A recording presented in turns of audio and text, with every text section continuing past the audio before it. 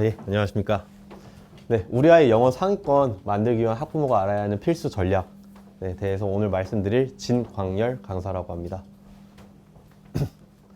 네, 제가 먼저 이제 설명드리는 거 앞서서 오늘 어떤 순서로 이제 발표 좀 이제 설명드릴지 먼저 보고 가실게요.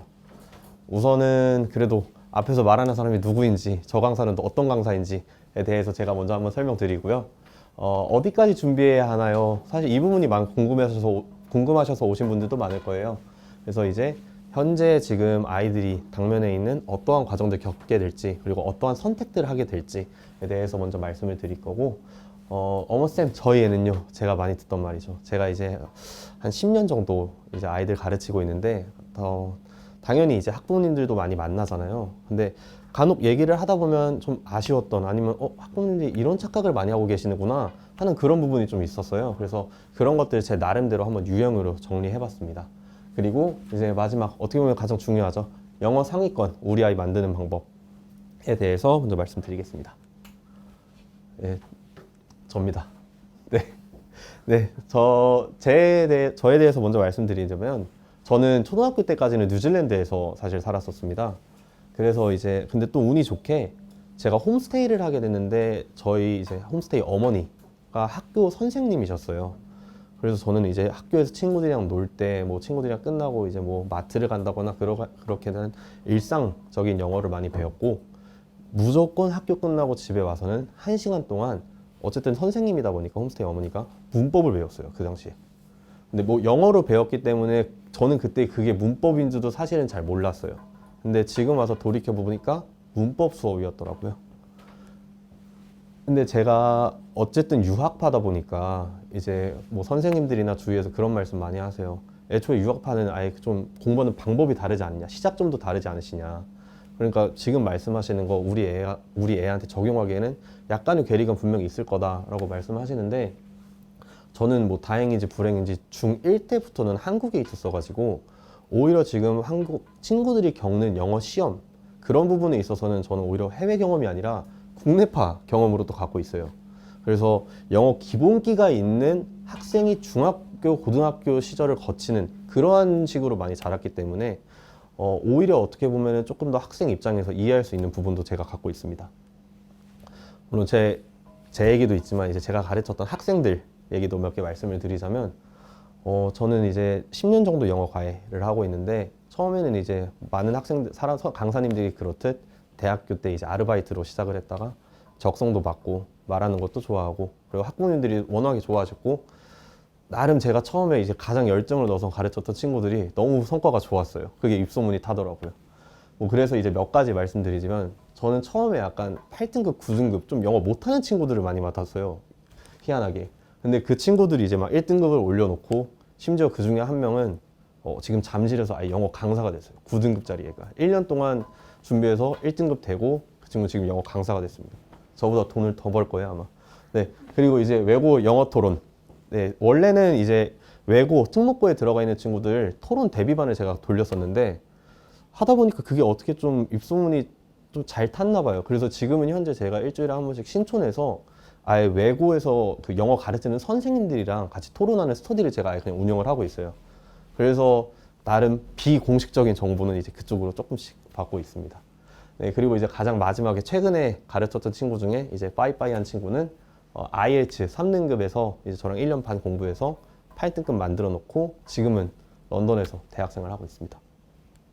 네, 이것만 얘기 드려도 뭐 입시도 있었고 외고 대비도 있고 유학도 있는데, 저는 아마 저 스스로를 한 단어로 표현하자면은 약간 all-rounding teacher인 것 같아요. 좀 무조건 입시파, 뭐 이렇게 어떠한 전문적인 것보다는 좀 10년 동안 하다 보니까 다양한 학생들, 다양한 시험, 그리고 다양한 장소들, 그리고 다양한 학부모님들까지 좀 경험이 다양하기 때문에 어떠한 질문이 들어와도 제가 그래도 웬만하면은 학생이건 학부모님이건 다 답변 드릴 수 있다는 그런 장점이 있습니다.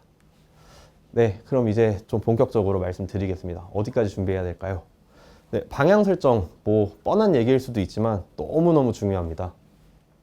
일단 그러면은 지금 고등학교들 어떻게 많이 분포해 있는지, 사실은 여기 이제 특성화고가 하나 있는데 거기는 너무 저희랑 좀 먼 얘기인 것 같아서 제가 그냥 이렇게 5가지로 추려봤습니다.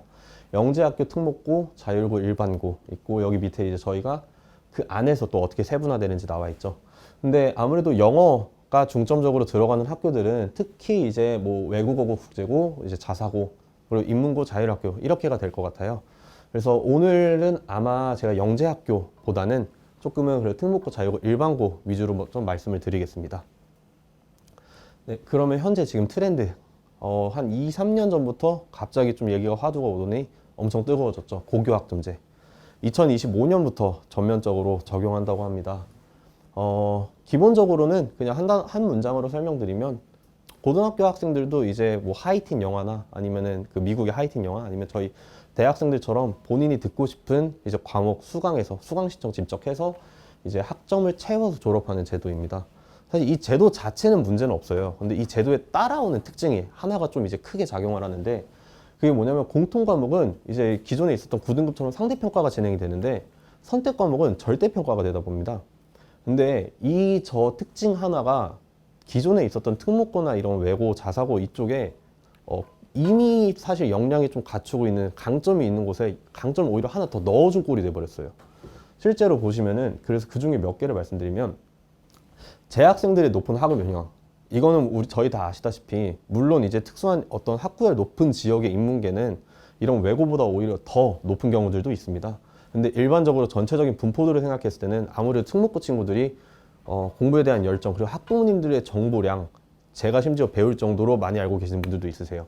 그래서 근데 학생들한테는 물론 스트레스가 되겠죠. 주위의 친구들이 공부를 워낙에 잘하니까 맨날 공부 얘기만 하니까. 근데 다르게 말하면 그게 사실 동기부여가 됩니다. 또 두 번째, 전문 교과 운영을 통한 차별화 전략. 아무래도 이제 대학교 정시보다 수시 쪽도 많이 이제 보게 되는데 그렇게 되면 학교 안에서 어떠한 과목들이 운영되는지가 사실 정말 중요합니다. 왜냐면은 아이들 자기소개서에서 그 내가 한 진로를 쭉 거쳐왔다는 그 그림을 만들어야 되잖아요. 근데 지금 선택할 수 있는 폭 자체가 이렇게 차이가 나버립니다. 물론 인문계에서도 이제 더 교과 편성하기로 이미 예정이 돼 있고 또 인문계마다도 푸시하는 과목들이 좀 있습니다.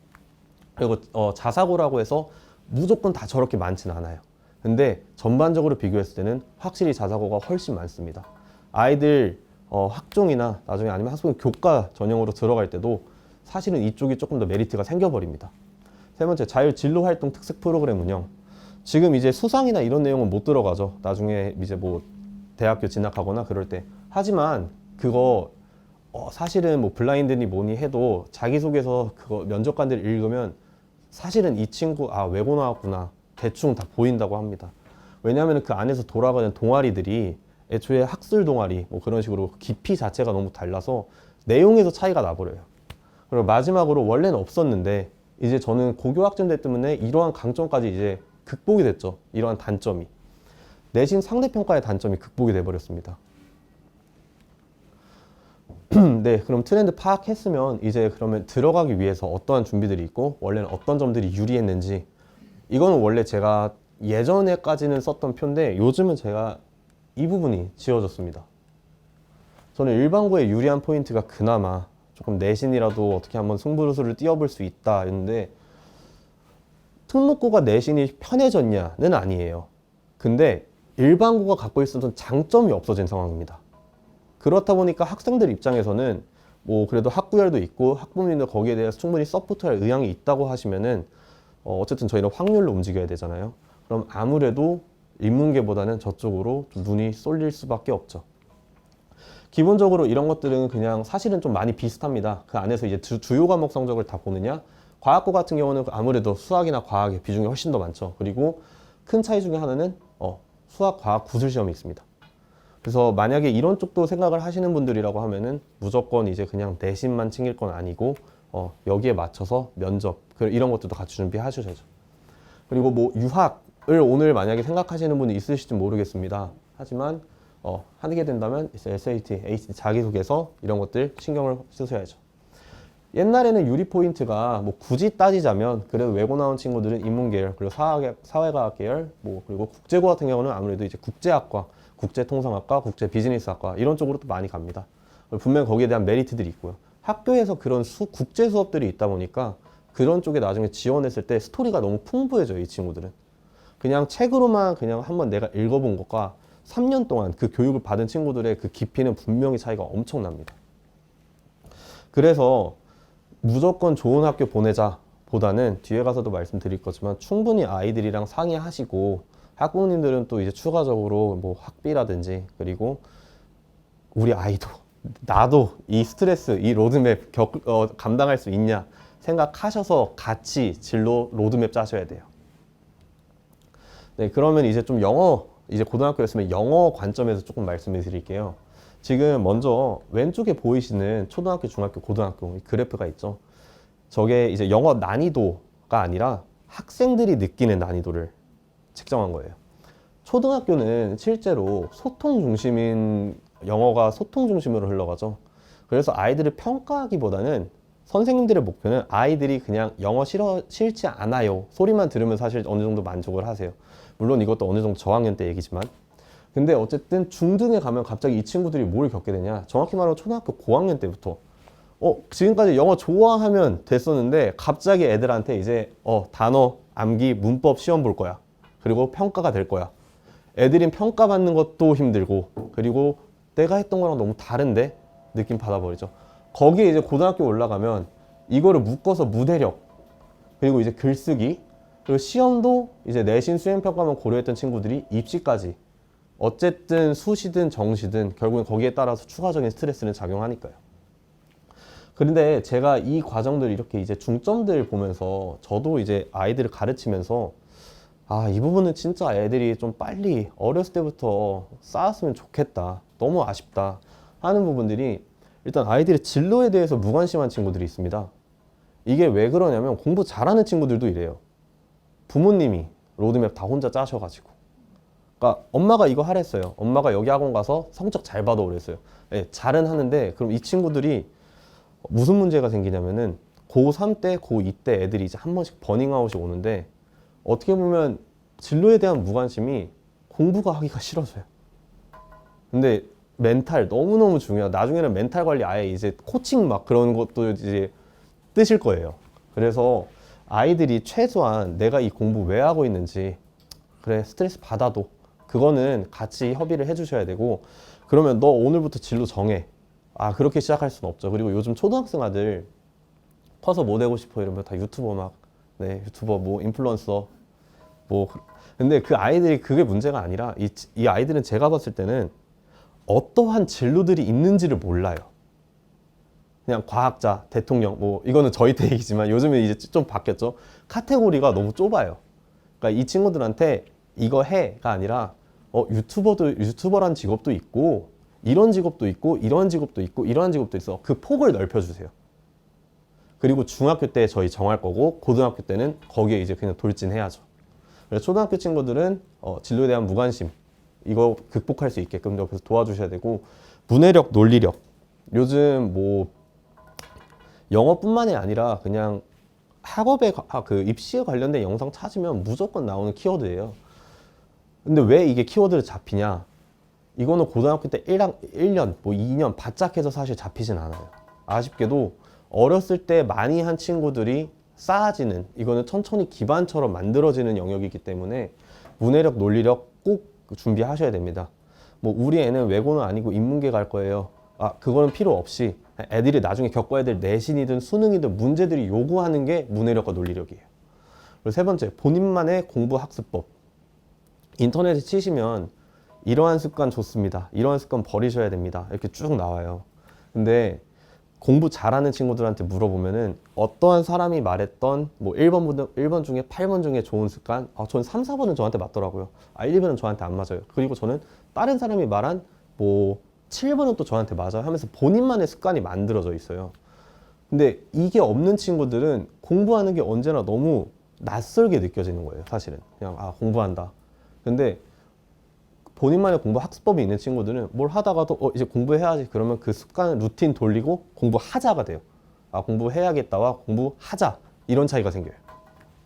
그리고 영어 같은 경우는 어쨌든 오늘 영어에 대해서 그리고 제가 가르치는 게 영어다 보니까 저는 문법하고 단어, 글쓰기 이 세 가지는 사실 어렸을 때 했으면 좋겠어요. 나중에 이제 뒤에 가서 더 설명을 드리겠지만 문법하고 단어는 일종의 약간 운전 같은 거라고 보시면 돼요. 단어는 얼마나 좋은 차, 얼마나 고급 어휘들을 아느냐고, 문법 같은 경우는 그거를 실제로 내가 쓸고 이해할 수 있냐. 그러니까 한마디로 운전 능력이라고 보시면 돼요. 운전 백날 잘해도 차가 막 20km, 30km밖에 안 가는 막 털털거리는 차면은 잘 안 나가죠. 반대로 차가 막 숭숭 나가는 차인데 운전을 못해요. 사고가 나죠. 그러니까 이건 두 개가 사실은 처음에 쌓여져야 되는데, 지금 여기서 그럼 제가 이 네 개에 대해서 말씀드렸는데, 이 네 가지의 공통점은 단기간에 안 된다예요.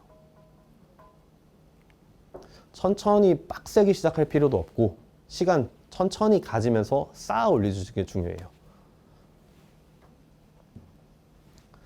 네, 그러면은 이제 방금까지는 앞으로는, 지금까지 이랬습니다. 지금 현재 상황이 이렇습니다. 말씀드렸으면, 이제 앞으로는 어떻게 될 거냐. 이것도 나름은 어느 정도 이제, 잠시만요.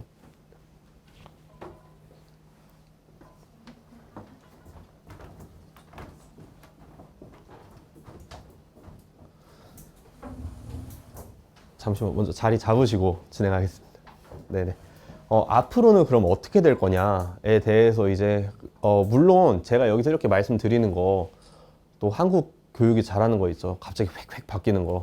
그것 때문에 사실 저도 막 3년 뒤, 5년 뒤 100%라고는 저는 말씀 못 드려요. 근데 어쨌든 선생님들, 학교 선생님들, 학원 선생님들, 기사 같은 거 봤을 때, 그리고 가장 중요한 거, 요즘 문제들 나오는 추세 봤을 때는, 저는 개인적으로는 확신해요. 논술하고 서술형의 시대로 갈 것 같습니다. 그리고 저 논술형하고 서술형 어떻게 판단할 거냐? 글쓰기, 문해력 문제들로 판단이 됩니다. 그러면은 이 친구들이 그러면은 앞으로의 서술형 시대에 준비해서 어떤 것들을 준비해야 되냐? 초등학교 같은 친구들은 이제 어쨌든 중학교 내신 준비해야죠. 뭐 문해력만 기른다고 초등학교 때 그냥 책만 읽으면 그것도 안 되겠죠. 중학교 내신이 왜냐면 결국 특목고랑 이어지기 때문에 중학교 내신 아쉽지만 중1 내신 정말 챙기셔야 돼요. 그리고 기본기, 뭐 문해력, 논리력, 글쓰기, 그리고 진로 인지 말씀드렸던 거. 중학교 친구들은 이제 고교 선택하셔야죠. 근데 저 중학교에 3학년은 배제돼 있습니다. 3학년은 이미 정해져 있어야 돼요. 2학년 때 정해놓고 3학년 때 내가 정한 거에서 내가 갈 수 있는 거 고르는 시간이에요. 그리고 이제 진로 탐구. 본인만의 스토리 어떻게 짤지 부모님이랑 같이 얘기되어 있어야 됩니다. 뭐 정확히 이 수업 듣겠습니다. 이렇게까지는 아니더라도 저는 국제 쪽으로, 국제법 쪽으로가 저는 아예 패턴 짜겠습니다. 왜냐면은 거기에 대해서 책도 읽어야 되고 거기에 대해서 기사도 읽어야 되고 배경 지식 쭉 쌓아주셔야 돼요. 나중에 면접관들이 어떤 질문할지도 모르고 본인이 나오는 글에서도 분명히 이거 차이가 나기 때문에 아쉽지만 이제 더 이상 학교 공부 열심히 한다고 다 되진 않아요. 외로도 챙겨주셔야 돼요. 문해력, 단어, 논술, 글쓰기 이건 너무 기본적인 것들이니까. 그리고 고등학교는 이제 어느 고등학교이냐, 내가 또 어떤 대입을 어떤 전략을 취하냐에 따라서 너무 다르기 때문에 여기서 딱 한 문장으로 만들기는 사실은 조금 불가능합니다. 네, 그러면 이제 이 친구들이 지금 이제 뭐 논술형, 서술형 제가 계속 말씀드리는데 어떻게 나오냐? 지금 여기 보이시는 뒤에 뭐 조금 가려지긴 했는데 저도 포함해서 여기 계신 분들 저희 어렸을 때 봤던 문제랑 좀 많이 다르죠. 저희는 그냥 1번부터 5번 뭐 풀거나 찍거나 어쨌든 답은 제출할 수 있었는데 요즘 친구들 내신에서 이런 식으로 아예 글을 써야 되는 문장이 나옵니다. 그리고 심지어 이제 어떤 좀 킬러, 좀 이제 입시 내신이 좀 나름 타이트한 학교, 그런 지역에서는 이건 실제로 실제로 나왔던 문제예요. 주어진 조건을 사용하여 지문의 내용을 요약하시오. 여기에 문법이 무슨 용법, 무슨 뭐뭐뭐 써야 된다 나와 있고, 단어 이거는 꼭 사용해야 된다.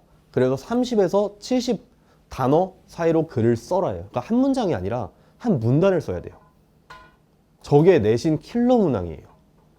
아이들 찍는 뭐 푸는 문제들 1번부터 5번 객관식 문제는 잘 푸는데 이런 데서 많이 갈립니다. 그리고 이거는 실제로 이제 외고에서 작년 기말고사 때 제가 같이 하는 스터디하는 부분이 이제 시험 기간 끝나고 저한테 우리 이번에 이걸로 했었는데 What measures do you think should be taken to address blind spot in welfare?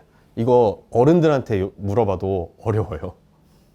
어른들한테 갑자기 지나가시는 그냥 아무 성인한테 우리 복지 사각지대에 대해서 어떠한 정책, 어떠한 조치가 취해져야 될까?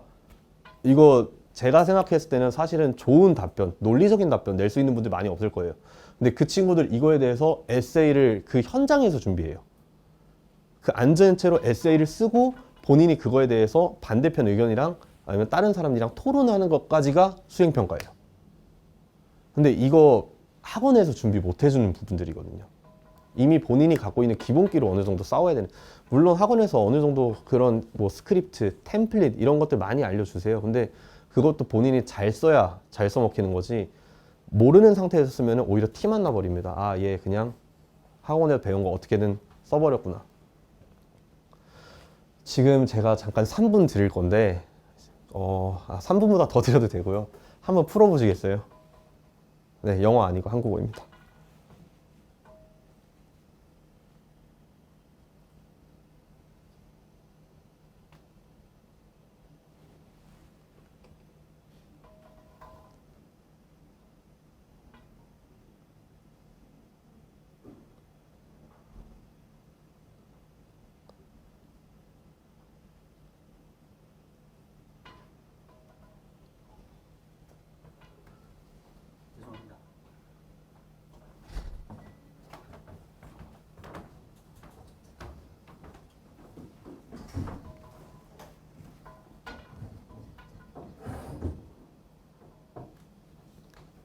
죄송합니다. 네, 틀려도 상관없으시니까 네, 제가 뭐 벌점을 주거나 그러진 않습니다. 네, 사실 이게 중요한 게 아니고 이런 문제를 보여드리는 게 여기까지만 하겠습니다. 이거 보시면 어떤 생각 드세요? 처음에 한글이니까 해볼만 하다라고 했다가 막상 읽기 시작하니까 한글이 두 가지였나? 라는 생각 드시죠? 저희 원래 일상생활에서는 노력하고 근면 거의 동일한 단어로 쓰잖아요. 여기서 보면 분명히 그거를 다른 단어로 쪼개놨고, 근데 이 글 사실 국어 지문이 아니라 영어 지문 한국어로 나름 번역 잘 해놓은 거예요. 이 친구들이 지금 영어로 읽어야 되는 수준이 이런 문제들이에요. 그러니까 영어 잘한다고 이제 문제 잘 풀 수 있는 아이가 됐구나가 아니라, 어떻게 보면 이거는 기본적인 번역을 잘한 거죠. 근데 번역한 걸 이해해야 되는 그런 수준이에요. 그렇다 보니까 결국에는 제가 계속 강조드렸던 문해력이 너무너무 중요하게 되는 겁니다. 그리고 그러면 근데 수능이니까 뭐 서술형은 조금 아니지 않나요? 라고 하실 수 있는데, 이것도 물론 지금 논의 중이라고 나와 있어요. 지금 2028년에 수능에도 서술형 추가되는 거 지금 논의 중이고, 만약에 적용된다고 하면 지금 중학교 1학년, 2학년 친구들 수능 때부터 이제 수능에서도 서술형 만나실 수 있습니다. 네. 그러면 서술형 제가 이제 계속 강조드리면서 이제 문해력 글쓰기 설명을 드렸는데, 저거 키우기 위해서 뭐 해야 돼요? 사실 그게 중요하죠. 1번. 이거는 학생들한테도 꼭 알려주시면 좋을 그런 팁들인데, 질문의 요지 파악. 저는 제가 가르쳤던 학생 100명 중에 100명 무조건 문제에 동그라미 치고 시작하라고 합니다. 그리고 저는 사실 문제 틀려도 안 혼내지만 문제 동그라미 안 친 친구들은 좀 많이 혼내는 편이에요. 물론 여기선 제가 이제 혼내진 않지만, 그 질문 요지 파악이라는 왜 중요하냐면은 똑같은 지문이라도 일치 불일치 문제가 나올 수도 있고, 이 글을 요약하는 질문일 수도 있고, 이제 그거보다 조금 더 어려운 거 간혹 이 글을 쓴 이제 글쓴이의 의도, 똑같은 지문이라도 문제에 따라서 답변이 바뀌어요. 특히 그 답변을 서술형어로 써야 되면 더더욱 문제가 커지죠. 왜냐면은 문제를 잘못 읽었을 때 객관식이면 뭔가 이상한데? 문제 다시 보거든요. 근데 문제 제대로 안 본 친구들은 요약이네 하고 쭉 써버려요. 그럼 요약만 했으니까 선생님들이 딱 기본 점수 주고 끝내요. 심지어 이제 거기서 이제 뭐 단어, 뭐 문법 실수가 있었다? 오히려 그냥 차라리 문제 이해하고 그래도 조금 엉성하게 쓴 친구들이 차라리 점수를 더 잘 가져가죠. 그리고 그렇다 보니까 이제 한 문단 정도의 글을 쓸 수 있는 능력은 꼭 필요합니다. 그냥 기본적으로 한 문장 깔끔하게 잘 쓰는 거 이제 충분하진 않습니다. 아쉽게도. 그리고 문맥, 구조화 어떻게 보면 2번이랑 3번이랑 비슷하겠죠. 사실 둘 중에 하나만 할 수는 없으니, 내가 글을 봤을 때도 본인 스스로도 그걸 쪼갤 수 있는 눈이 있어야 돼요, 아이들이. 물론 그것도 기술이 있고 방법들이 있습니다. 네 번째, 문법. 사실 이거는 이제 이 다음으로 제가 계속 말씀을 드릴 건데, 저는 문법이 너무너무 중요하다고 생각해요.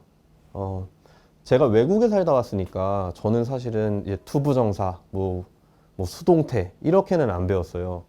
근데 한국에 와서 어쨌든 한국 시험을 보다 보니까 결국에는 알아야 되고, 선생님들이 수업 시간에 광열아 이런 식으로, 제 이름이 진광열인데 이렇게 하나하나 설명해 주시는 게 아니라 애들아 여긴 수동태잖아 하고 넘어가시잖아요.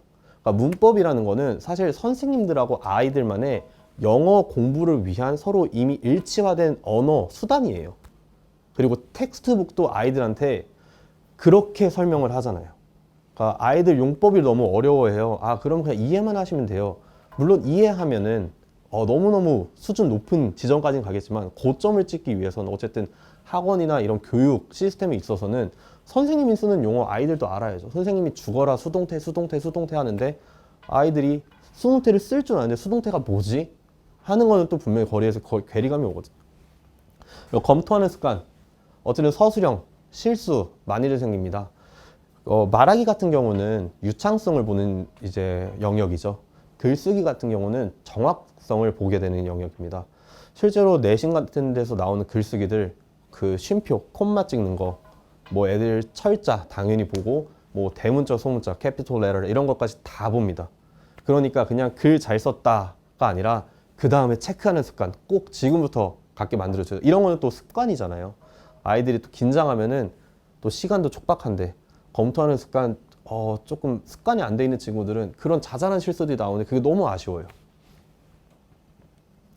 네, 그러면은 이제 문법 제가 계속 말씀을 드리는데, 그럼 그 문법이 실제로 이제 어떻게 작용을 하느냐 예시로 먼저 한번 드릴게요. Brave Gunner Alex McDonald served 어쩌고저쩌고 이렇게 나옵니다. 이제 가정을 해볼게요. 제가 단어 정말 빡시게 외운 친구예요. 그럼 이 친구들은 일단 하나 다 알고 있는다고 가정이 되죠.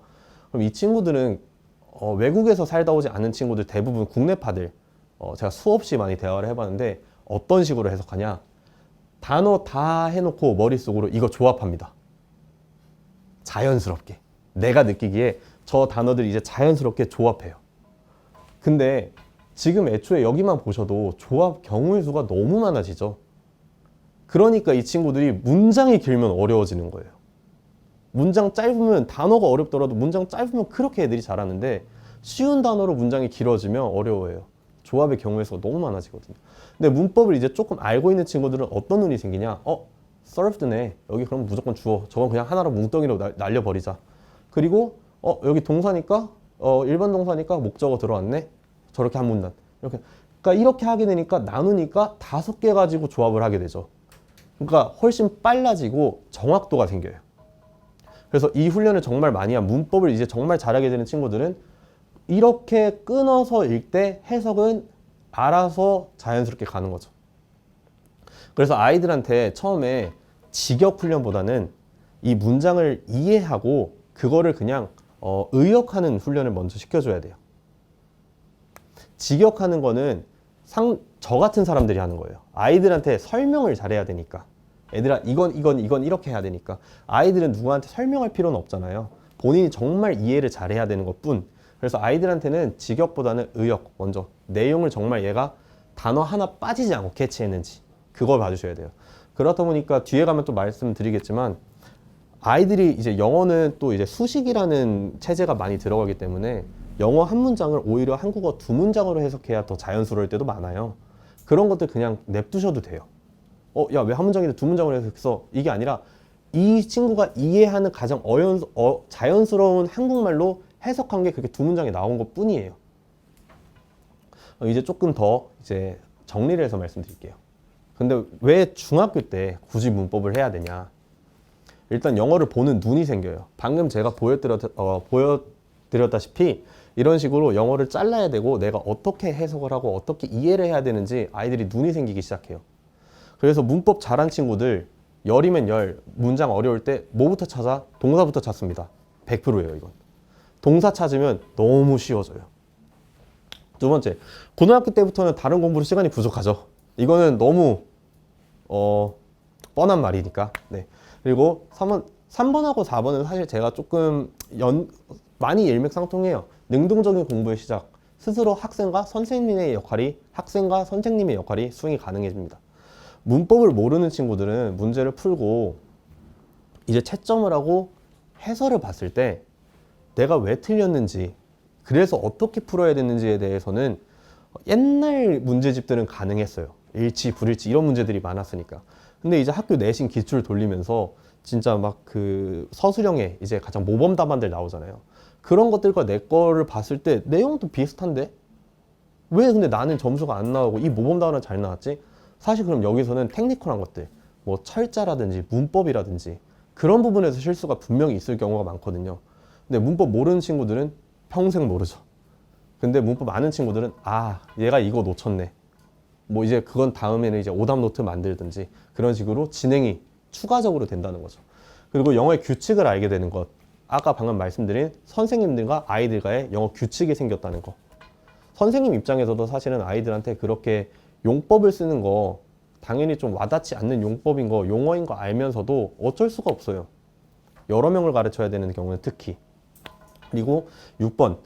이거는 이제 방금 저희가 그래도 어느 정도 특목고나 이런 고등학교 위주로 얘기를 하다 보니까 적용이 되는 건데 특히 회화, 듣기, 말하기, 쓰기, 그리고 암기 등에서 문법이 또 기초 중에 기초가 돼버립니다. 네, 그리고 마지막으로 계속 방금 전에 제가 보여드렸던 문제처럼 킬러 문항, 그리고 수행평가, 나중에 학교 수업 따라가는 데 있어서도 문법은 필요합니다. 그럼 이 친구들이 이제 문법 외로, 문법 말고도 다른 영어 파트 많잖아요. 생각하시잖아요. 그럼 이 친구들이 실제로 이제 들어가서 어떠한 영역들을 많이 겪게 되느냐에 대해서 제가 먼저 말씀을 드릴 거예요. 지금 이렇게 보셔도 약간 이해가 안 가시죠? 그래서 이거에 대해서 먼저 한번 짚고 넘어갈게요. 암기. 암기를 요구하는 시험이 얼만큼 많은지. 이거는 사실은 중학교에 조금 많이 국한이 돼 있습니다. 그리고 문해 논리, 높은 수준의 글을 이해하고 설명해야 되는 상황이 얼만큼 많은지. 단어, 기본 단어 외로 특수한 단어를 얼만큼 알아야 하는지. 영어 공부하면 당연히 단어 외워야겠죠. 그리고 당연히 수능 준비하는 친구들, 뭐 수시 준비하고 정시 버릴 건 아니잖아요. 그러면 그 친구들이 외워야 되는 기본적인 단어는 정해져 있어요. 근데 그거 외로 조금 전문적인 아니면 거기서 좀 특히 이상한 단어들 외워야 되는 그런 상황이 있는 친구들이 좀 있습니다. 문법, 기본적인 문법이 요구되는 상황. 회화, 일상적인 언어적인 언어 소통. 이거는 좀 뭐 유학이라든지 국제고 친구들의 좀 많이 필요한 부분이겠죠. 그리고 듣기, 수능 듣기 이상의 듣기 실력. 수능 듣기 기억하실런지 모르겠는데 사실은 아직까지도 그 독해와 수능 듣기의 수준이 내용이 너무 차이가 나요. 막 독해에서는 줄기세포 얘기하고 있는데 애들한테 듣기에서는 아, 나 이번에 여동생한테 향수 사주려고 하는 이거 실제로 나온 문제예요. 이게 나름 킬러 문항이었어요. 향수 사주려고 하는데 가격이 어떻게 돼요? 아, 80달러에서 그리고 100달러짜리가 있습니다. 아, 100달러짜리 주세요. 아, 100달러짜리 사시면은 저희가 이거 세트로 캔들까지 주는데 이거 캔들 50달러에 드리고 있습니다. 아, 제 여동생 캔들 너무 좋아하니까 그것도 주세요. 이거 세트 구매하시면 저희 10% 할인권 드릴게요. 다음 구매부터 쓰실 수 있으십니다. 이게 킬러 문항이었어요. 왜 킬러 문항이냐? 애들이 기계적으로 10% 마지막에 때려버렸거든요. 애들 듣기 풀면서 뒤에 문제 풀잖아요. 그러니까 10%. 왜냐면 그게 일반적인 패턴이거든요. 마지막에 퍼센테이지로 깎는 거. 그래서 그 문제가 이상하게 킬러. 근데 이 정도예요, 수준이. 그래서 제가 여기서 말하는 듣기는 그 정도보다 훨씬 더 어려운 듣기, 언제 어떤 상황들이 많은지. 말하기, 회화랑은 제가 일부러 구분을 좀 지었어요. 논리적으로 의견 표현, 발표 또는 토론, 현장에서 할 수 있는, 현장에서 해야 되는 그런 상황들이 얼마나 많은지. 쓰기, 문법적으로, 문맥적으로 논리적인 글을 써야 하는 상황. 네, 이거 한번 보시고 다시 보시면은 네, 처참하죠.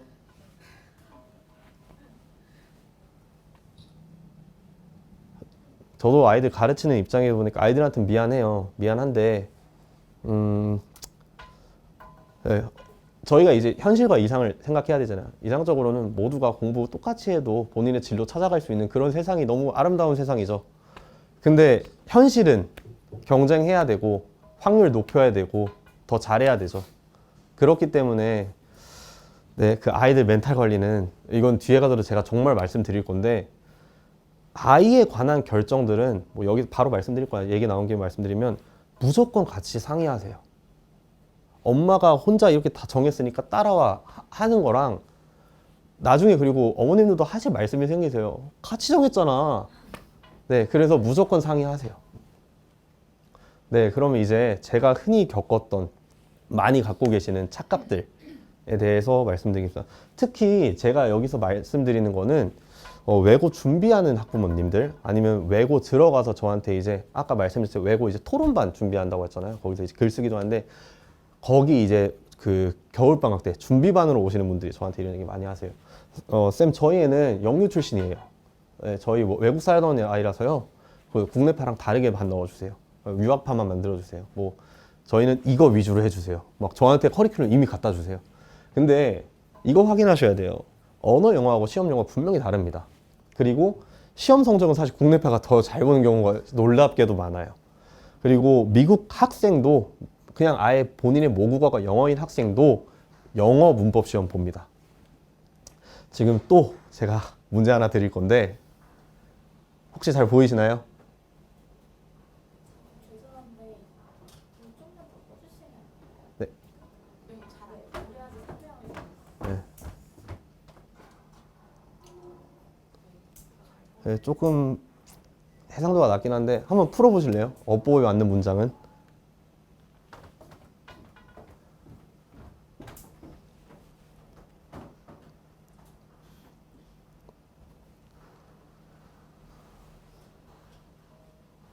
분명히 내 모국어는 한국어인데 실제로 한국에서도 한글 쓰시는 분들이 풀기에는 한국 문법 문제 어려워요. 미국 애들도 뭐 그리고 제가 살았던 뉴질랜드 애들도 문법 시험 보고 많이 힘들어해요. 문법이. 근데 당연히 외국 그 깔짝 뭐 3, 4년 살다 온 얘가 이거 준비한 친구들이랑 실제로 경쟁 붙으면 어떤 차이가 생기겠어요? 물론 한국인들이 이거 공부하면 모국어가 영어인 친구들이 이거 공부하면 더 빨리 늘겠죠. 근데 한국에서는 애들이 그거 못지않게 또 같이 하고 있거든요. 그래서 이거는 너무 잘 안 보이는데 이건 사실 실제 영어 미국에서 미국 중학생들이 푸는 영어 문법 문제였는데 뭐 이런 느낌입니다. 잘 보이진 않아서. 그래서 목표가 너무 다르기 때문에 이러한 착각이 많이 생기세요. 언어 영어는 의사소통으로서 이제 수단으로서 정보 교환이 목적이라면 시험 영어는 일부러 틀리게끔 어렵게 낸 문제를 해결하는 문제를 그 성적을 이제 등급화하는 거기 때문에 영유 무조건 물론 좋을 수도 있죠. 그리고 저는 무조건 나쁜 선택이라고 보진 않습니다. 근데 그게 모든 거를 커버할 수 있는 선택이냐? 그렇진 않습니다. 네, 두 번째 타입은 어떤 분이 있냐? 그냥 아예 쭉 꺼주셔도 저 사실 이게 녹화 중이라서 제가 더 열심히 설명드리겠습니다. 네, 두 번째 유형은 이제 그냥 합격만 했으면 좋겠어요 형들이 있습니다. 우리 아이 진짜 합격만 했으면 좋겠어요. 어머니 그 들어가서요? 들어가서 이제 학교에서도 가르치고 옆에 친구들 영어 잘하는데 본인이 더 느껴서 열심히 하겠죠. 뭐 틀린 말은 아니에요. 틀린 말은 아닌데 그 제가 했을 때랑 요즘 했을 때랑 친구들은 또 외고 들어가는 기준도 너무 많이 바뀌었어요. 일단 목표부터 자세히 잡으셔야 되고요. 국제고, 외고, 자사고의 리터니의 가장 큰 이유가 영어입니다. 저희 리터니라고 표현을 해요. 기껏 열심히 진짜 막 밤을 새가면서 외고, 특목고, 자사고 보냈는데 애들이 거기서 나 이 경쟁 너무 힘들어. 내가 생각보다 성적 너무 안 나와. 나 그냥 차라리 편한 인문계 가서 거기서 그냥 내신으로 따갈래. 이런 리터니 친구들이 생기는데 놀랍게도 그 이유 중에 하나가 흔한 이유 중에 하나가 영어예요. 두 번째, 들어가기 위해 필요했던 영어와 들어가서 필요한 영어가 너무 차이가 나버려요. 애들 중학교 내신, 뭐 물론 어느 중학교인지도 뭐 다르겠지만 중학교 내신과 그리고 들어가서 애들이 봐야 되는 그 영어가 너무 차이가 커버립니다. 그리고 이제 뭐 당연한 말이죠. 영어로 평가받다가 영어가 기본이 되는 그들만의 세계가 이제 시작이 되는데 그러니까 이제 난다 긴다 한다는 친구들이 오히려 가서 영어가 내 무기라고 생각했는데 그 무기가 꺾이니까 애들이 정말 의욕이 팍 꺾여버려요. 네. 그러면은 일단 제가 말씀드리는 그러한 학교들 그래도 우리 공부 좀 애들 잘 시켜주고 좋은 학교들 가면 애들이 어떤 것들 많이 겪게 되냐. 회화 같은 경우는 이제 인터뷰 준비를 하게 됩니다. 그리고 일상에서도 영어를 쓰게 돼요. 외고는 사실은 이제 수업이 한국어로 좀 진행되는 추세가 다시 좀 돌아왔어요. 원어민 선생님 빼고는. 근데 국제고 아니면 민사고처럼 아직도 영어가 기본이 되는 학교들 분명히 있습니다. 그리고 뭐 민사고 그 이름이 그렇듯이 정말 좋은 학교들은 아직도 그런 체제 유지하려고 합니다. 네, 토론 애들이 하게 될 겁니다. 정치, 경제, 시사, 역사, 문화, 예술 등등. 이거 독해. 이제 텍스트북, 교과서 잘 안 쓰고요. 원서 쓰고 신문기사 읽고 전공서 씁니다. 장문, 에세이, 레포트가 수행평가로 나온 그런 상황 맞닥뜨릴 거예요. 문법, 그냥 이제 문법 조금만 하는 게 아니라 이 문법들로 이제 평가받아야 되죠. 내신하고 입시. 지금 이것도 이제 하나의 예시인데 이거 같은 위에 같은 경우는 이번에 땡땡 외고에서 수행평가로 나올 문제예요. 제가 몰래 빼왔습니다. 네. What do you think about the impact of the confrontation between the representative of the two companies on the global economy? 글로벌 수준의 아주 우수한 대표하는 한 산업을 대표하는 이제 두 개의 회사가 만약 갈등을 한다면, 갈등이 빚어난다면 이거는 우리에게 어떤 영향이 있을까? 이게 왜 나왔냐면 이거 그 일론 머스크 그 트위터 X하고 마크 주크버그 메타 갈등 언제나 있잖아요. 그거 한창 심화됐을 때 그 외고 선생님이 이거 가지고 애들 수행평가 한번 내보면 재밌겠다라고 하셔서 그 리스트들을 저랑 같이 막 얘기를 해봤거든요.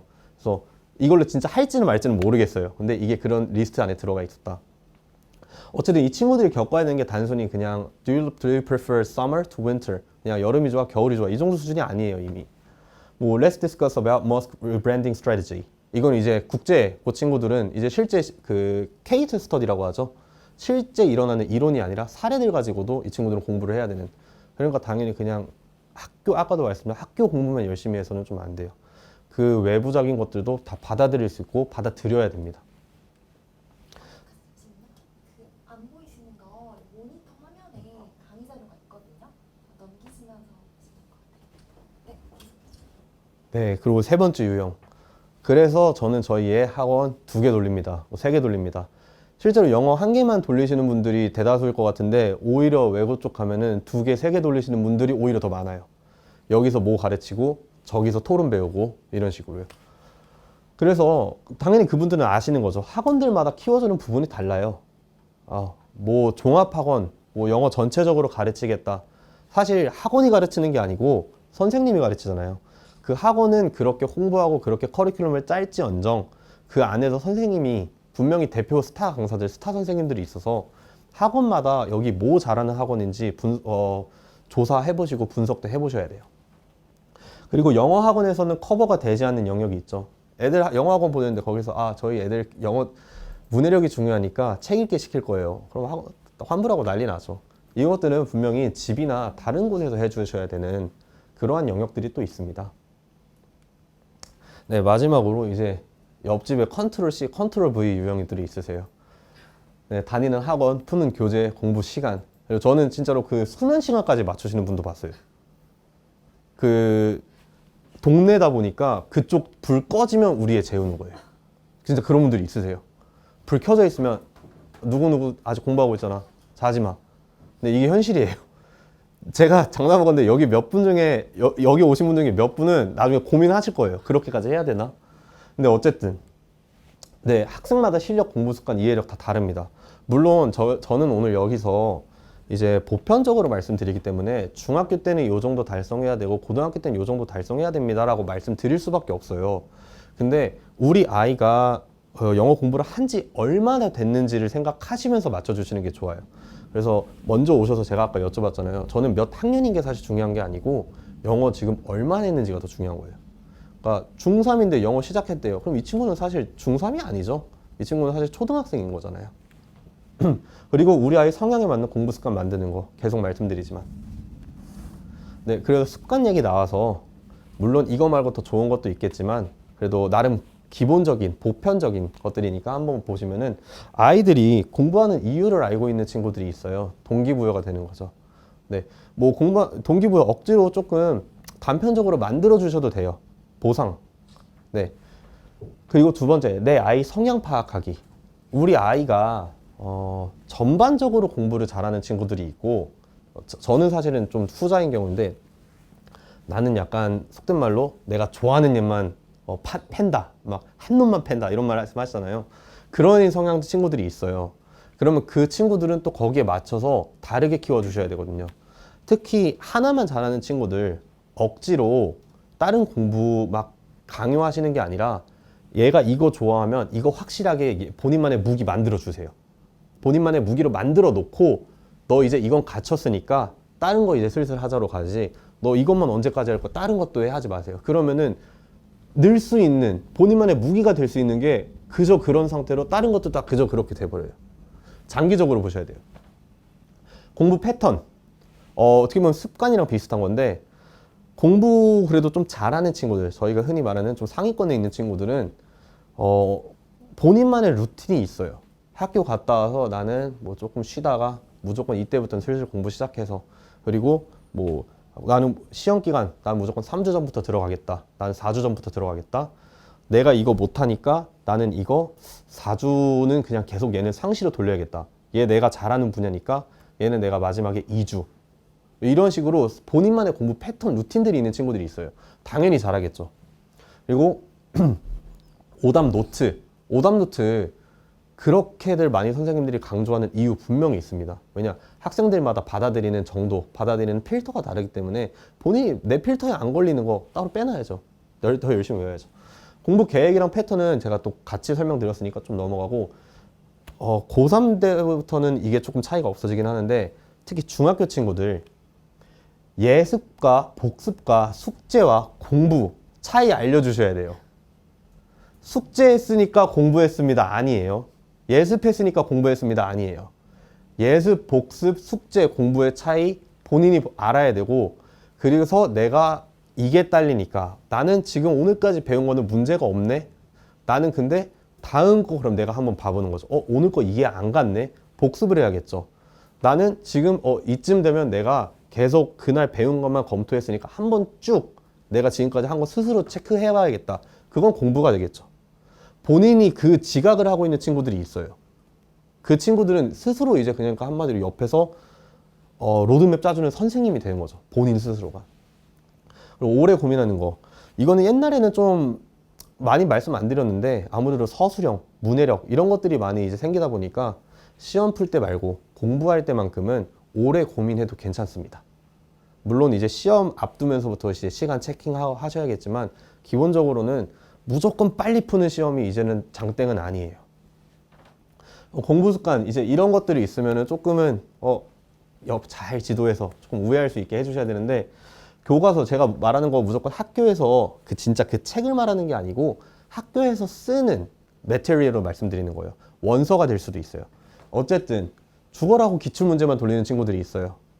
어쨌든 선생님들은 의무적으로 학교에서 했던 거 기반으로 해야 되기 때문에 문전 기출문제 우리 학교는 이런 유형으로 많이 나오는 학교였구나 파악하는 데는 너무 좋죠. 근데 교과서 등한시 하시면 안 됩니다. 두 가지 같이 해야 돼요, 친구들. 그리고 외워야 할 것과 버려야 할 것 구분 안 하는 친구들이 있어요. 사실 어떻게 보면 3번이랑 비슷하죠. 막 이뻐요, 막. 왜 저희 어렸을 때 그런 친구들 꼭 있잖아요. 막 빨간색, 파란색, 노란색 막 필기하는 친구들. 근데 그거 그냥 이쁘게 만든 친구들이지 막 본인만의 표시를 안 한 친구들이 많거든요. 그래서 아이들 스스로 노트 정리할 때 그 노트도 그래서 요즘 나와 있는 것들 중에는 아예 학업 노트 잘 아시죠? 그냥 저희 때 썼처럼 그냥 줄 노트가 아니라 또 옆에 막 키 빼도서라 애초에 죄송해요. 이미 그 프린팅이 돼 있는 노트들이 있어요. 그런 노트들 쓰시는 거 좋아요. 그리고 문제만 풀고 채점 안 하는 친구들이 있습니다. 이거 뭐 속도 높이겠다고 막 하는 친구들이 있어요. 혼자 어디서 이상한 걸 막 들어왔어요. 근데 채점을 해서 내가 지금 정확도 잘 챙겨야죠. 뭐 속도만 보면 다 찍으면은 뭐 속도는 세상에서 제일 빠르겠죠. 그리고 인강 눈으로만 쭉 보는 버릇. 요즘에 인강 많이들 보시잖아요. 인강에서 나오는 내용들 절대로 웬만한 모든 인강들 한 번에 못 따라가요. 내가 당연히 이해 안 되는 거 뒤로 돌려보고 멈춰보고 생각해보고 해야 되는데 이거 쭉 보고 있는 학생들이 있어요. 100명 중에 1명은 그게 가능해요. 진짜 머리 좋은 아이들. 근데 여기 100분이 안 왔으니까 여기는 없을 확률이 높잖아요. 그래서 인강을 눈으로만 쭉 보는 버릇 말고 본인이 정말로 인강 공부하는 그런 버릇 만들어 주셔야 돼요. 네, 그러면 이제 어떻게 보면 제일 중요한 거. 네, 영어 상위권 우리 아이 만들기 이제 피처링 학부모. 네, 사실 어떤 노래도 중요하지만 피처링 너무 중요하잖아요. 네, 그러면 제가 계속 아까 말씀드렸다시피 상의하세요 라고 말씀드렸잖아요. 그럼 우리 아이랑 이제 어떤 대화 하셔야 되는지, 물론 아이 따라서 추가적인 대화 많을 거예요. 근데 일단 기본적으로는 이런 대화는 좀 해보시는 게 좋을 것 같아요. 우리 아이가 경쟁에 강한 타입인가? 이거에 따라서도 인문계든 특목고든 정하시는데 나름의 기준이 되실 수도 있어요. 어느 특목고를 보내냐. 왜 우리 실전파 뭐 막 그런 것들 있잖아요. 실제로 경쟁에 강한 친구들이 있고 막상 경쟁 상황에서는 본 실력 발휘 못하는 친구들도 있거든요. 우리 아이가 하고 싶은 공부는 어떤 쪽인가? 너무 뻔하지만 너무 중요하죠. 이거 우리 아이는 해외 대학의 가능성을 두고 있는가? 왜냐면은 기본적으로 이제 해외 유학 또한 하나의 옵션이기 때문에 만약에 이거 생각하는 친구들은 오히려 엑스트라 커리큘럼 동아리, 네, 죄송해요. 그런 것도 정말 중요하고 그거 외로 본인이 또 어떤 본인만의 진짜 집에서 막 혼자 공부하고 그런 스토리텔링 너무 중요하거든요. 그래서 나는 해외에서 공부해보고 싶어 이런 꿈 갖고 있는 친구들 요즘 많아요. 그럼 거기에 대해서도 염두를 한번 해보셔야죠. 그리고 아까 말씀드린 전반적으로 공부하는 스타일인지 나는 한 과목부터 무조건 내 무기로 만들면서 하는 친구들인지 그리고 진로 꿈에서도 아이 스스로도 어느 정도 정해져 있는가 이거는 이제 같이 하실 거 그러면 이제 어머님들이 따로 해주실 거는 아이들 동기부여 멘탈 관리 해주셔야 돼요. 특히 지금 제가 아직 다 여쭤보진 못했는데 요즘은 또 특히 빨리 온다고 하죠. 아마 제 기억에 그래도 제가 어렸을 때는 막 중학교 2학년 때 좀 빠른 친구 1학년 때나 사춘기 오는데 요즘은 4학년 때부터 대화 단절 뭐 그렇다고 들었어요. 당연히 지금 어머니는 시키시고 싶은 게 있고 아이는 이제 그걸 해야 되는 입장인데 사춘기 때문에 의사소통 단절되면서 뭐 공부 진로가 무슨 소용이에요. 지금 밥 먹으라 했는데도 그 얘기도 안 듣고 있는데 당연히 대화 잘 하셔야 되고 아이들이랑 나는 너랑 같이 결정할 거야 취지로 가주셔야 돼요. 본인도 거기에 대해서 책임감 느낄 거고요. 그리고 아까 말씀드린 어머님도 하신 말씀이 생기세요. 네가 정했잖아. 네, 그래서 목표에 맞춰서 영어 로드맵 꼭 짜셔야 됩니다. 이런 것들 이제 충분히 대화해 보시고 내가 그럼 이제 정한다 하면은 물론 이 안에서 특목고도 어떤 특목고 보낼 건지 그리고 일본 인문계도 어떤 인문계 보낼지 물론 여기서도 이제 또 세분화 되겠지만 일단 제가 생각하는 장단점 한번 보겠습니다. 일단 특목고부터 학생부 종합 유리하죠. 다들 너무 잘 아시다시피 그래서 학교에서 중점으로 또 푸시하는 과목들이 있어요. 외고라고 무조건 다 외국어가 아니라 외고 중에서도 나름 이과적인 성향 좀 띄는 외고도 있고요. 그리고 외고임에도 오히려 국제고 수준으로 그러한 커리큘럼 좀 짜고 있고 그러한 동아리 활동들 지향하는 곳들도 있습니다. 그래서 학교에서 중점으로 푸시하는 과목이 있다는 거는 이 친구들의 자기소개서에서 스토리텔링 거리가 생긴다는 거거든요. 3년 동안 비록. 그러니까 당연히 너무 차이가 크죠. 그리고 다양한 활동, 뭐 동아리를 말씀드린 거, 그리고 이 인맥. 사실 이 부분은 제가 말씀드릴까 말까 고민을 좀 많이 했어요. 근데 아까도 이제 초기에 오신 분들은 말씀드렸다시피 저는 중학교 때 공부를 조금 열심히 안 했습니다. 그냥 영어만 잘하는 학생이었어요. 네. 근데 그렇다 보니까 당연히 뭐 외고 저희 부모님은 원했지만 저는 못 들어갔죠. 내신 안 챙겼거든요. 근데 어쨌든 그렇게 돼서 고등학교 인문계 가고 이제 대학교 가고 그 이후에 이제 사회생활도 하면서 친구들을 많이 만나잖아요. 그러면 학원 친구들과 그 고3 때도 생각해 보면은 그 고등학교 친구들 물론 다 이제 유튜브에 올라가니까 다 좋은 친구들이에요. 근데 너무 차이가 나요. 사실 좀 우리 흔한 말로 현타가 와요. 이 친구들이 보낸 밀도와 내가 보낸 밀도가 너무 다르구나 하면서 그 어린 나이에도 저는 그게 너무 후회스럽더라고요. 여기는 지금 이런 말까지 해도 되는지 모르는데 막 그런 얘기도 해. 야, 막 수능 100일주 마실 거야? 막 이런 얘기 하는 애들이 있어요. 근데 옆에 애들은 나 이미 이거 끝냈으니까 이거 넘어갈 거고 이거 너는? 야, 이거 그럼 우리 같이 스터디 만들래? 막 이런 얘기 하고 있어요. 그러니까 저도 어쨌든 공부를 하고 있는 학생인데 너무 힘들더라고요. 그리고 성인이 되고 대학교 가서도 분명히 그 친구들이 하고 있는 일은 뭐 비슷할 수 있을지 사실 일도 좀 달라요. 전 그래서 고등학교 친구들 모임 갔을 때랑 중학교 친구들 모임 갔을 때 그 음식이 달라요. 네, 아쉽지만 이게 현실이에요. 무조건은 아닙니다. 제 개인적인 경험입니다. 그리고 이거 나중에 네. 단점 학비 비쌀 겁니다.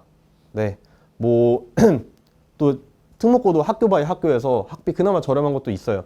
어쨌든 학비 비쌀 겁니다. 그리고 어쩔 수 없이 이거 아이들도 어머님들도 겪게 되는 국내파와 해외파의 싸움들이 있을 거예요. 아무리 문법 열심히 하셔도 그 안에서는 해외파 애들이 유리한 영역들은 분명히 있거든요. 근데 다시 말씀드리지만 영어에서 애들이 좌절하기 때문에 저거 경쟁 은근히 셉니다. 애들이 독일어 점수 가지고 그렇게 스트레스 안 받아요. 근데 어떤 애들이 이제 괴물이 되냐? 해외에서 영어까지 잘하고 독일에서 국제중학교, 초등학교 나온 애들 있잖아요. 그런 애들은 이제 야, 쟤는 독일어 잘하는데 내가 영어라도 이겨야 되는데 쟤는 독일 잘하는데 영어도 나보다 잘하네.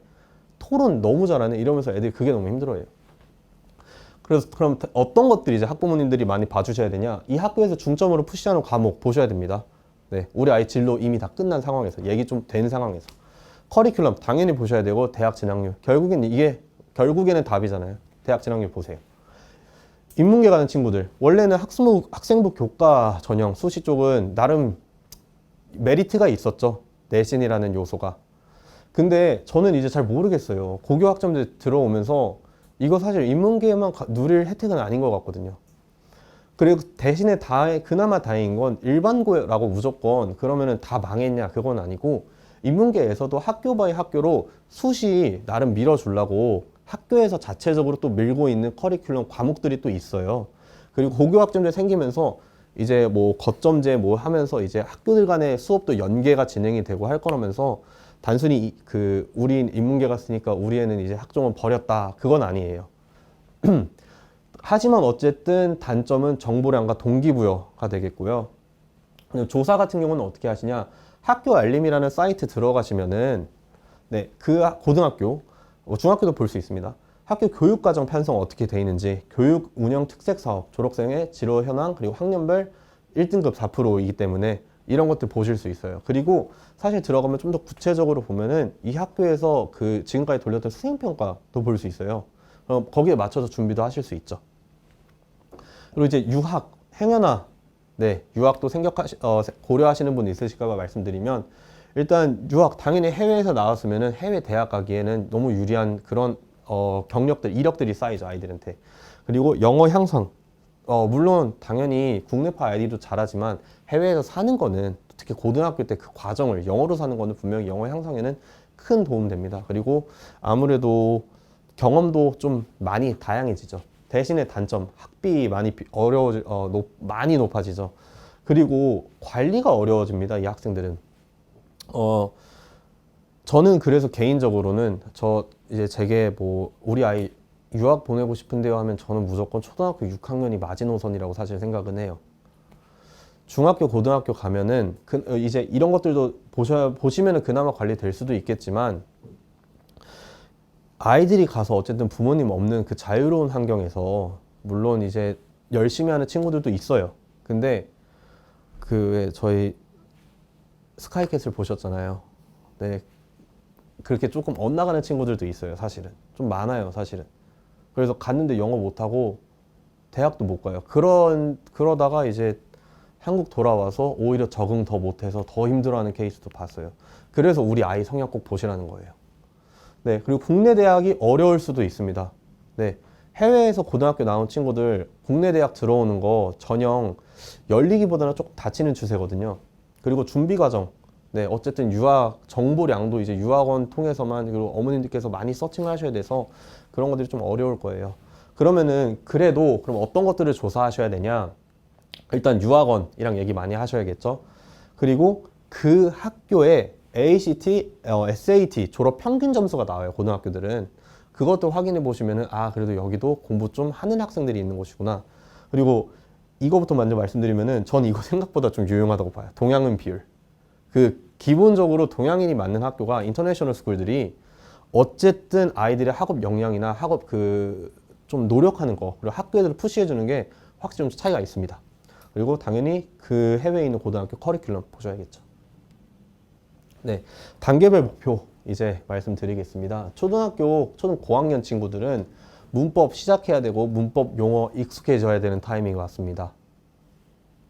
네, 중학교 1학년 친구들 문법 심화 과정 이제 슬슬 시작돼요. 완성이 아니라 시작돼야 됩니다. 그리고 당연히 너무나 중요한 학교 내신에 맞는 기출 문법 풀으셔야 돼요. 아이들이 이것들은 이미 어느 정도 나는 자신 있다 수준으로 이제 계속 만들어 주셔야 돼요. 그래서 중학교 2학년, 3학년 때 내신과 별개로, 내신은 당연히 저는 깔고 간다는 전제로 갑니다. 문법 완료가 돼 있어야 됩니다. 그리고 고등학교는 너무 이제 종류가 다양하니까 제가 여기서는 조금 한 단어로 설명하는 건 조금 어렵더라고요. 그럼 이제 이 목표들 채우기 위해서 어떤 것들 어머님들과 학생들이 노력해야 되냐. 초등학교 고학년은 다양한 원서 읽게 해주세요. 영어 많이 접하게 해주시고 오디오, 독후 활동 많이 하게 해주세요. 이것들 단순히 그냥 영어에 익숙해지는 게 아니라 올바른 문장들 읽고 듣게 해주는 연습입니다. 나중에 아이들이 문법 문제 풀 때 난 문법 이렇게 배웠으니까 문제 풀 때 그럼 나는 내가 알고 있는 문법, 용법들 하나씩 다 비교해보자 이렇게 풀진 않아요. 또 문법을 잘하는 친구들도. 문법 잘하는 친구들은 뭐냐면 이제 옳은 문장이 자연스럽다고 느껴져 있어요. 그래서 이 문장 보면 이거 뭔가 이상한데? 봐, 여기 이거 S 빠졌어야 됐네. 이렇게 풀게 되거든요. 그래서 올바른 문장들을 많이 접해야 돼요. 듣는 거, 읽는 거. 그리고 단어 학습. 네, 초등학생이 외워야 되는 단어 기본적으로 챙겨 주셔야 됩니다. 나중에 가면은 이 친구들이 이거 스스로를 시기를 놓쳤다고 하면서, 그리고 이게 또 자존심이 상해요. 특히 남자애들. 그 남자애들한테, 중학생한테 초등학생 단어집 주면은 기분 나빠요, 애들. 네, 저는 가끔씩 그렇게도 막 벌을 주거든요. 너 단어 안 하면 너 초등학생 단어 외우게 할 거야. 아는 단어라도 그거 기분 나빠하거든요. 네, 해외 경험 가능하시면 보내주시는 게 저는 너무 좋을 것 같아요. 캠프라도. 왜 필리핀 이런 쪽으로 싱가포르 캠프들 좀 있잖아요. 그리고 추상적 어휘, 영어 아니고 한국어입니다. 한국어 추상적 어휘들 슬슬 초등학교 고학년 친구들 알아야 돼요. 제가 가르치면서 제일 약간 허탈할 때가 기껏 열심히 막 설명해주고 했는데 애들이 한국어가 몰라서 못 따라오고 있었어요. 그러니까 이거는 내가 가르칠 게 아닌데 하면서도 제가 가르쳐야 되잖아요. 네, 그리고 이제 수준 있는 텍스트 슬슬 읽으시고 쓰실 줄 알아야죠. 애들이 이제 한 문장 단위 말고 두 문장이 한 문장으로 돼 있는 그런 수식 같은 표현들. 그러니까 이제 동화책 중에서도 뭐 아니면 책들 중에서도 이렇게 그림하고 같이 나와 있는 거 옆에 조금 있고 그림, 이게 아니라 줄이 긴 텍스트들이 있잖아요. 애들이 그거에 대한 겁을 없애야 돼요. 그래서 한쪽에 차라리 그림 있는 걸 선택하셔도 한쪽에 그림 있고 한쪽은 글만 돼 있는 거. 네, 애들이 그걸 익숙해져야 되거든요. 그리고 독서 매체를 통한 배경 지식. 뭐 아이들한테 갑자기 뭐 최근 기준금리 인상에 대해서 얘기해봐, 이건 아니죠. 근데 이제 그 네이버 백과사전에 가도 초등학생이 알아야 되는 시사상식이라고 잘 정리되어 있어요. 물론 재미없어요. 어른이 제가 봐도. 근데 아이들 수준으로 나름 쉽게 설명되어 있더라고요. 그리고 이 정도는, 그리고 부모님들 옆에서 설명해 주실 수도 있어서 아이들 그러한 쪽으로 정확한 뜻은 모르더라도 저게 어떤 건지 알고는 있게끔 배경 많이 좀 키워주세요. 중학교 1학년 친구들 이제 학교 내신 문법 잘 들어가고 있어야죠. 그 학교 내신마다 문법 너무 다양하고 또 깊이도 달라요. 그래서 이건 어쩔 수 없이 기출로 많이 이제 유추할 수 있는데, 보면서 그 학교에서 진행하는 문법 준비해 주셔야 돼요. 그리고 이제 논술, 글을 쓰는 능력, 내신에도 논술 나오거든요. 그리고 이 친구들이 만약에 정말로 이제 뭐 특목고나 이런 쪽 가는 친구들이라면 저는 중학교 1학년 때는 이제 책 읽는 거를 넘어서 이제 슬슬 글도 써봐야 돼요. 그래서 나오는 게 이제 라이팅 문법. 이 친구들 그냥 푸는 것만 익숙한 친구들이 실수가 많아요. 문법은 본인이 직접 써봐야 돼요, 글을. 그리고 이거는 제가 이제 수업 끝나고, 강의 끝나고 만약에 궁금하시면 몇 개 사이트들 알려드릴 수도 있는데, 아이들이 영어 쓰고 그거 문법으로 한번 검토해주는, 워드 말고 문법으로 검토해주는 사이트들이 있어요, 무료로. 그래서 거기서 한번 보면서 체킹할 수도 있고, 요즘 사이트 너무 좋아요. 요즘 사이트 중에 본인이 쓴 글을 AI가 이렇게 3가지의 문장으로 추출해주는 게 있어요. 근데 그게 나름 정확해요. 그래서 아이들이 글 써보고 그거 한번 돌려봐서 난 사실 이게 키포인트가 아니었는데 하면 다시 한번 또 글 써보고 이런 식으로 좀 훈련 이제 해주셔야 됩니다. 영단어, 네, 초등학교 때도 있었고 중학교 때도 있습니다. 영단어 계속 해주세요. 단어도 제가 이따가 어떻게 해야 되는지는 조금 구체적으로 말씀드릴 거예요. 그리고 진로 탐색, 이제 진로 인지했으면 이런 직업들이 있구나 했으면 이제 중학교 1학년 때부터는 나는 이러한 것들 해보고 싶습니다. 나는 이러한 공부들을 좀 관심이 가네요. 아이들끼리 갖고 있어야 돼요. 중학교 2학년, 3학년들 영어 내신 네, 무조건 당연히 챙겨야 되고 수능 모의고사 수준으로 영어 이제 좀 하셔야 됩니다. 그러면은 이제 이 아이들 외고 가서 잘할 겁니다는 모르지만 최소한 네, 꼬꾸라지지는 않을 것 같습니다.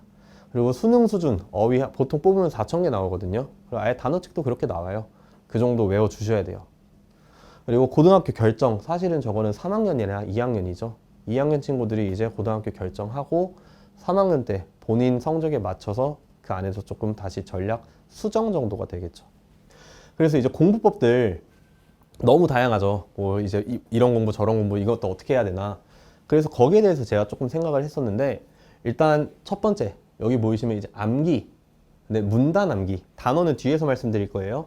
이제 문단 암기 아무래도 중학교 내신에서는 문해력보다는 또 암기도 상당히 중요한 역할을 차지하거든요.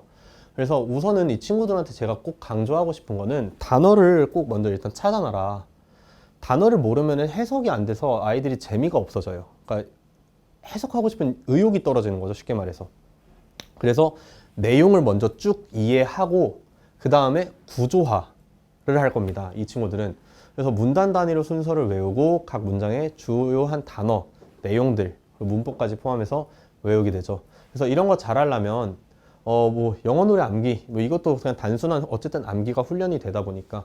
근데 저는 여기 소설 인물 다수 나오는 거 뭐 사건이나 장편 이런 책들 많이 읽으면 좀 도움이 돼요. 이제 이 구조화하기를 제가 특히 강조드리고 싶어서 보여드리면은 이러한 문단이 있습니다. 예를 들어서 At a publishing house in a newspaper you learn the following 어쩌고저쩌고 주르륵 이렇게 나오죠. 근데 이게 문단 구조화를 하는 친구들 이거를 외워야 되는 친구들은 이거 하나하나 외우면 정말 힘들어요. 그래서 이 친구들이 어떤 식으로 공부를 하면 좋냐면 이런 식으로 이제 내가 쭉 내용을 이해하고 한번 잘라보면 순서를 외워보면 좋습니다.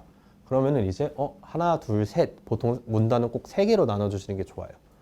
그러면은 내용을 안다는 가정하에 이건 도입 유사한 사례구나. 그리고 두 번째 주장 및 근거에 대해서 얘기가 나오고 3번 결론 보내기 전에 꼭 확인해라 내용.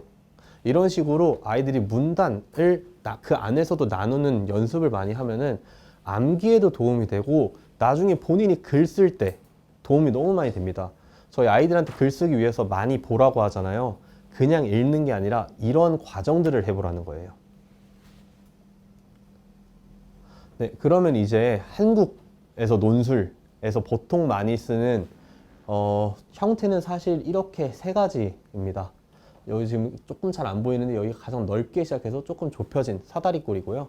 그 다음에는 정사각형, 다시 사다리꼴로 들어갑니다. 아이들이 이거 머릿속에 갖고 있으면 좋아요. 그리고 특히 토플 같은 시험 준비한 친구들, IELTS 준비한 친구들은 잘 알고 있거나 잘 배워야 되는 문단의 구조, 글의 구조입니다. 첫 번째 유형, 가장 많이 하는 유형부터 말씀을 드려요. 보통 서론에서는 배경이나 아니면 유사한 사례로 보통 시작을 합니다. 그래서 이 글에서 주장이 마지막에 서론에서 나오면서 이 주장에 대한 핵심 내용들이 나오죠. 그래서 마지막으로 결론은 오히려 더 좁혀지면서, 왜냐 시작은 배경으로 시작했잖아요. 그래서 마지막은 정말 좁히면서 들어가는, 사실 영어에서 가장 좋아하는 구조예요. 그리고 두 번째 같은 경우는 오히려 좁게 시작해서 커지는 경우가 있습니다. 이거는 보통 그냥 글 중에서도 이 친구들이 본인의 주장을 써야 되는 글이 있어요. 이럴 때는 영어는 2갈씩이라고 하죠. 처음부터 본인 주장부터 쓰고 거기에 대해서 주장에 대한 근거들, 예시들 써주고, 그래서 내 주장은 이러한 결과를 낳을 수도 있을 것이다, 이렇게 될 것이다, 넓게 끝내주는 형식. 그리고 이제 세 번째 같은 경우는 이거는 사실은 학생들이 쓰기에는 좀 그렇고 영어 지문으로 많이 나와요. 근데 알고 있으면 파악하는 데 도움이 되죠. 이 문제는 일치 불일치를 보는 문제네, 여기를 봐야겠다. 이 문제는 화자의 이 글쓴이의 의도로 봐야 되는구나, 여기하고 여기를 봐야겠다. 이런 식으로 구조가 눈에 들어오면 아이들이 문제 푸는데 조금 더 친숙해져요. 네, 두 번째, 독해. 정말 독해 때문에 고생하는 친구들 많이 봤어요. 그리고 독해는 특히 너무 많이 들어가죠, 여기저기에. 그러면은 일단 문장 뼈대 찾기, 주어 동사부터 들어가고 이제 끊고 묻기 이렇게 쭉 있는데 제가 예시 보여드리면서 설명드릴게요. 이거 놀랍게도 한 문장입니다. 네, 한 문장이에요. 이거 친구들이 해석하려고 하면 얼마나 힘들겠어요.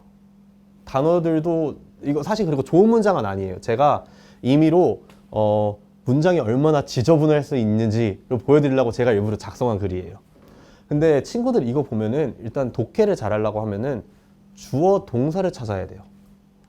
그러면 이제 동사 찾았어요.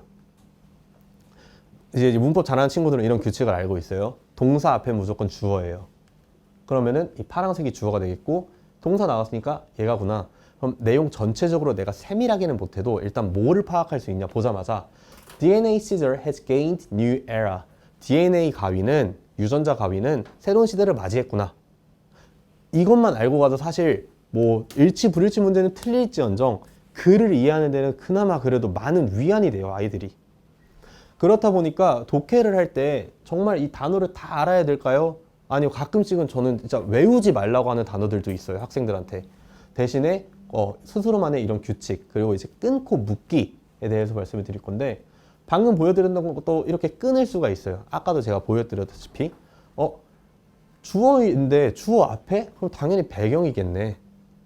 그래서 실제로 with the development of the methodology in biology combined with the artificial intelligence, AI와 결합된 생물학의 발전으로 인해서 이거 배경이거든요. 그리고 진짜 하고 싶은 얘기, DNA의 가위는 새로운 시대를 맞이했다. 아이들이 보는 게 너무너무 쉬워져요. 구조 파악하기. 구조 파악하기도 여기랑 많이 비슷하겠죠. 죄송합니다. 그리고 단어 뜻의 유동적 변화. 이거 제가 뒤에서 단어 할 건데 단어 한국어로도 외워야 되는데 영어로도 아이들이 알고 있어야 돼요. 무슨 뜻이냐면은 conceive라는 단어가 있어요. 이거는 생각하다라는 뜻이 있습니다. The conceived thought given by Matthew was the best so far. 매수가 생각한 아이디어는, 근데 이거 한국어로 쉽게 이렇게 의역할 게 아니라 직역하게 되면 생각한 생각이에요. 그러니까 영어에서는 이게 좀 허용이 되는 표현인데 한국어로 오면 이상하죠. 생각한 생각? 근데 아이들이 진짜 이거는 좀 너무 극단적인 예시 중에서도 쉬운 예시인데 아이들 중에 이게 납득이 안 되는 친구들이 있어요. 내가 외운 단어를 그대로 딱 적용했는데 이거 자연스럽지가 않은데 하면서 뒤로 못 넘어가요. 그래서 아이들한테는 독해할 때는 너가 한국어로 받아들이기에 그냥 자연스럽게 만들고 문법을 너가 지켰다면 그냥 넘어갈 줄도 알아야 돼. 유동적으로 단어가 그냥 좋은 게 좋은 거야 할 수도 있어를 알고 있어야 되고, 그리고 모르는 단어 집착 버리기가 있어요. 어쨌든 독해 문제 같은 경우는 한 문장 해석 잘했냐기보다는 이 문제를 다 해석했냐가 중요하기 때문에 biologically she can conceive. 생물학적으로 그녀는 생각할 수 있다. 아이들이 읽기는 이상하죠. 사실은 conceive는 생각을 품다라는 뜻이 있어서 두 번째로는 임신하다라는 뜻이 있거든요. 요즘 수능에서는 이제 특히 내신에서는 아이들 생각하다 이렇게 일부러 안 주고 일부러 이상한 뜻으로 킬러 문항 또 참 그러한 짓들을 많이 해요. 근데 아이들은 그거 할 줄 알아야죠. 근데 그런 모든 거를 다 외워야 되냐? 그것도 너무 힘들거든요. 그래서 내가 모르는 단어는 그냥 이 문장 그대로 두고 그냥 단어 쭉 해석하자라는 습관도 있어야 돼요, 사실은. 그 단어의 분위기 파악하기. 이거는 사실 실제 영어 단어는 아니겠죠? 근데 아이들 눈에는 모르는 단어가 많이 나온 문장은 이렇게 보일 거예요. 그럼 뭘 보냐? 여기 동사하고 주어 있네. 그리고 여기 pro 어쩌고저쩌고 있고 however 있구나. 이렇게라도 볼 수 있으면 뭐가 가능해지냐? 그 결과는 pro가 붙으면 사실은 좋은 의미일 때가 많아요. 실제로 전미사가. 그럼 결과는 좋았다.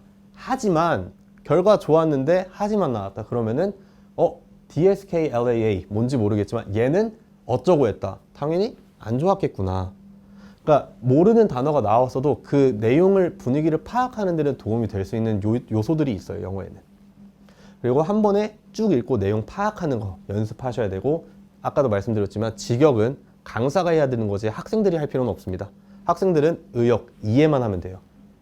그리고 당연히 의역을 하다 보니까 한 영어 문장을 두 문장, 세 문장으로도 해석을 하게 될 겁니다. 그거 아이들이 잘못한 게 아니고 본인들의 가장 자연스러운 방식으로 이 문장을 이해한 거니까 그건 크게 문제되지는 않습니다. 그리고 찾은 단어는 영어로 본인이 옆에 설명하여 써놓기. 본인만의 영어 사전 만들기. 왜냐면은 이제 보여드린 것처럼 이러한 식으로 나오잖아요. 그러면 이거 임신하다. 옛날 학생들은 이렇게 됐는데 요즘 학생들은 아무래도 한국어도 조금 부족한 경우들이 많아요. 그래서 그 친구들은 차라리 너가 이해한 대로 그냥 써놔 라고 하는 게 오히려 도움이 되더라고요. 네, 그럼 문해력. 제가 오늘 많이 강조드렸던 문해력. 어떻게 해야 되냐? 구조 파악하는 거 계속 말씀드렸죠. 그렇게 해야 되고, 제목, 소제목 집중. 어쨌든 글이라는 거는 어떠한 주제를 가지고 쓰는 거기 때문에 아이들이 이런 식으로 좀 놓칠 만한 그런 것들, 제목, 소제목 꼼꼼하게 보는 버릇 같이 만들어야지고, 읽으면서 다음 문장 유추하는 습관. 전 이거 개인적으로 많이 득을 보고 있어요, 아이들한테. 이제 글들 이렇게 시작하는 경우 많습니다. 예를 들어서 우리는 아침에 사과를 먹으면 건강에 좋고 저녁에 사과를 먹으면 건강에 좋지 않다고 알고 있다. 딱 영어 지문도 시작하는 느낌이래요. 하지만 이러면서 나오죠. 과학자들에 따르면 먹는 양이 중요한 거지, 이건 사실이 아니에요. 저도 몰라요. 시간이 중요한 게 아니다 라고 나오면서 그러니까 아이들은 그거 보자마자 이거에 대한 반대 의견이 이제 서술이 되겠구나. 이런 식으로 아이들이 다음 문장을 유추하면서 읽는 친구들이 다르게 말하면 생각하면서 읽는 거거든요. 그러한 친구들이 이제 문해력에 도움이 많이 됩니다. 사전 없이 읽어보기. 단어 같은 거 모르는 것도 한번 본인이 그냥 없이 무시해서도 읽어보고 다양하게 훈련하셔야 돼요. 문해력 부족한 아이들은. 왜냐면 문해력 부족한 아이들은 단어 외우면 그 단어 또 고지고대로 꼭 넣어서 어떻게든 이해해 보려고 하는데 더 어려워지거든요. 모르는 건 과감히 그냥 한번 살짝 넘겨보는 것도 좋아요. 그리고 다양한 지문 읽어보기. 당연하죠. 네, 그리고 읽은 내용 정리하기.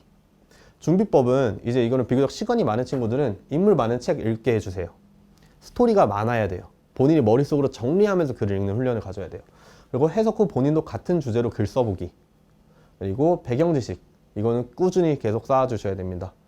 똑같은 영화라도 제가 예를 들어서 여기는 학부모님의 인생에 관한 글이 있고 제 인생에 관한 글이 있어요. 둘 다 동일한 수준의 어려운 단어를 썼다고 하더라도 저는 당연히 제게 더 읽기 쉬울 거고 학부모님은 학부모님께도 읽기 쉬울 거죠. 왜냐? 내가 아는 내용이니까 자신감이 생겨요. 애들이 겁을 안 먹습니다. 그래서 배경 지식 꼭 중요합니다. 그리고 한 문장에서 두세 개의 단어만 빼놓고 단어들로만 내용 정리해보기. 문해력이 이해도 되지만 사실은 내가 읽었던 문장들을 기억을 하냐거든요. 내가 아까 읽었던 문장이 지금 왜 어떤 식으로 해서 지금 내가 읽고 있는 문장까지 나오게 됐는지. 그러니까 이 친구들이 기억력이 좋아야 돼요. 그 짧은 단기 기억력 또한. 그래서 두 개의 단어 빼놓고 이 단어가 왜 있었어? 맞다. 이 단어 이 내용 설명할 때 들어갔었지. 이 단어 이 내용 설명할 때 들어갔었지. 그래서 이 글이 이러한 내용을 갖게 됐지. 이거 연습하셔야 돼요. 연습하셔야 되는 게 아이들이 연습해야 됩니다. 죄송합니다. 네, 그럼 논리. 문해력이랑 비슷하지만 조금 다를 수도 있어요. 저는 구조화해서 말하기. 구조화 계속 중요하고 그 구조화를 이제 말하는 것도 연습을 해봐야 돼요. 근데 가장 아이들이 쉽게 할 수 있는 거는 이제 배경, 현상이나 이런 것들 시작해서 내 의견 말하고 이유 말하고 예시 말하고 결론 말하고 이 형태로 말하는 거 연습해 주셔야 돼요. 그리고 짧은 시간 안에 말하기, 긴 시간 고민하면서 살 붙이기. 이게 뭐냐면 아이들한테 세워라 내워라 시간을 주고 말해보라는 거 물론 도움도 되지만 아이들이 사실은 그 상황에서 빨리 문장 잘 만들고 또 본인만의 논리 빨리 짜는 훈련이 필요하거든요. 그래서 아이들한테는 조금 스트레스가 될 수도 있지만 주제 주고 뭐 20초, 40초 안에 너가 필요한 거 키워드만 몇 개 딸락딱 써보고 그거 이제 순서대로 쭉 말해보는 훈련. 토플 공부한 친구들이 그래서 열의 여덟은 논리가 너무너무 좋아요. 걔네들은 이거 어렸을 때부터 하거든요. 그래서 만약에 뭐 영어 인증시험도 뭐 하나 고르셔야 되는 만약에 상황에 맞닥뜨리신다. 저는 사실은 토플 정말 좋은 시험이라고 생각해요. 네. 그리고 내 의견, 주장의 반대 입장도 말하고 이제 써보기. 네. 아이들이 이제 주제 던져주면 의견이 있겠죠. 나는 A가 B보다 나은 선택인 것 같은데, 근데 논리를 갖추려면은 실제로 이 아이들이 나중에 논리를 갖추려면 내가 A 주장임에도 불구하고 B 입장에서도 써봐야 돼요.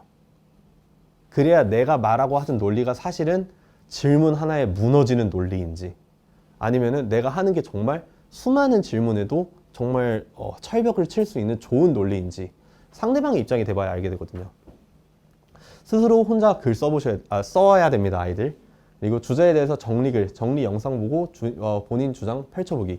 이거 쓰는 거 오래 걸려요. 그래서 그냥 어떤 주제 두고 테드 혹시 다들 아시나요? 네, 테드에서도 이제 그런 화자들이 나와서 5분, 6분짜리 짧은 영상들이 있어요. 그런 것들 아이들 보게 해주면 TED for Kids도 분명히 그런 것들 많거든요. 그거 보면서 누군가가 논리 있는 그 주장을 하는 거를 아이들이 많이 보게끔 해주세요. 그러면은 저 사람 저렇게 정리하는구나 하면서 나도 저렇게 해야겠다라면서 좀 베끼게 되죠. 시사 뉴스 토론 영상 많이 봐야 합니다, 아이들. 단어. 아이들 이것 때문에 많이 고생하죠. 단어 외우는 거. 저도 사실 공부하면서 제일 싫어했던 거 단어였습니다. 근데 전미사 외우면 단어 외우는 게 영어 선생님 표현으로는 좀 재밌어져요. 단어 외우는 게. 아이들 이제 전미사가 뭐냐면은 우리 흔히 앞에 이제 뭐 this, on, con, come 이런 식으로 많이 붙잖아요. 근데 이것도 사실 영어에서 이렇게 시작하는 단어들 많은데 얘네들 알고 보면 의미가 있거든요. 예를 들어서 con 같은 경우는 하나로라는 뜻이 있고 com은 여럿이라는 뜻이 있어요. 그래서 우리 connect 하나로 연결하다. 그리고 이제 communication 여럿이 말을 하니까 come 의사소통하다. 이런 식으로 사실 전미사는 외워야 되는 단어에 비해서 양이 너무 적거든요. 근데 전미사만 알아도 한 단어 외우면 공짜로 얻어가는 단어들이 한 3-4개씩 좀 떨어질 때도 있어요. 아이들이 그러니까 정확히 뜻은 모르더라도 내가 알고 있는 이 단어에 조금 반대어겠구나. 이 정도는 눈치가 생겨요. 단어는 기본적으로 계속 외우셔야 됩니다. 그리고 외워야 합니다, 아이들이. 그리고 하루 단위가 아니라 2-3회 단위로 외우게 해주세요. 하루 단위로 외우는 친구들이 단기 기억력은 정말 좋아지는데 나중에 가면 또 다시 외우고 다시 외우고 다시 외워야 돼요. 그래서 이틀에서 3일 정도 본인이 시간 가지고 쭉 외우고 쭉 외울 수 있게 해주세요. 그리고 유사 단어 정리. 이제 처음에 단어 접하는 친구들이 이거 비슷하고 저거 비슷해 보이거든요. 그럼 따로 정리해야죠. 네, 그리고 외운 단어로 문장 만들어 보기. 글 써보는 거예요. 이제 나중에는 글쓰기 너무 중요해지니까. 그리고 어렸을 때는 뭐 단어 양이 중요하진 않습니다. 하지만 이 단어들 가지고 문장을 만들 수 있고 본인이 쓸 수 있는 그런 좀 완벽한 단어 암기가 차라리 더 좋다고 생각하고요. 거기서 같이 나오는 게 이제 연경 단어 사전 만들기. 본인이 이해한 바로는. 그리고 연상기업법. 이거 같은 건 뭐냐면은 이제 단어들 중에 특히 이상하게 사람들마다 안 외워지는 단어들이 있어요.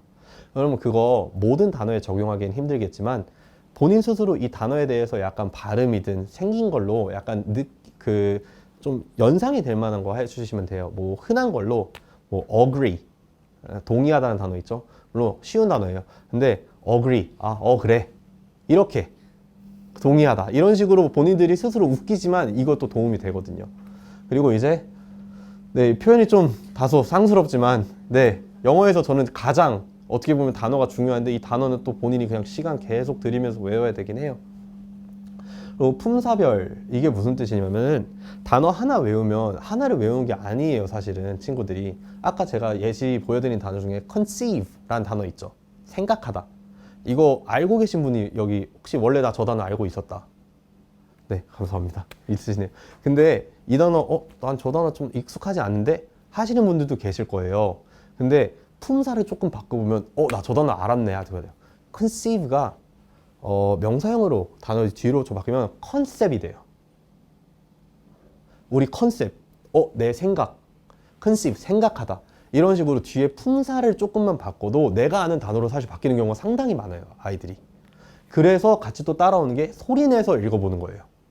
눈으로 봤을 때랑 내가 귀로 들었을 때 외우는 그 효율도 달라지고 내가 모르는 단어인 줄 알았는데 읽어보니까 아는 단어인 경우도 상당히 많거든요. 그래서 이제 그럼 단어책은 보통 이제 정말 학원에서 뭐 지정해 줄 때도 있지만 학생들이 본인이 따로 외우는 책이 분명히 한 권에서 2권은 있어야 돼요. 펼쳐 있을 때 저는 30%는 내가 아는 단어가 나오는 단어책 아이들한테 주셔야 돼요. 본인이 모르는 단어면 그럼 우리 아이가 단어 더 많이 외우는 거 아니세요? 우리 아이보다 지금 높은 수준이어서 여기 갭이 있다는 뜻이거든요. 단어도 수준이라는 게 있기 때문에 여기에 걸치게끔 해주셔야. 그리고 아이들도 외우면서 그래도 내가 아는 단어 나왔을 때는 뭔가 약간 꽁으로 먹는 느낌도 갖고 가야 사실 이게 더 재밌어요. 그래서 너무 어려운 단어책보다는 펼쳤을 때 본인이 30% 정도 아는 거.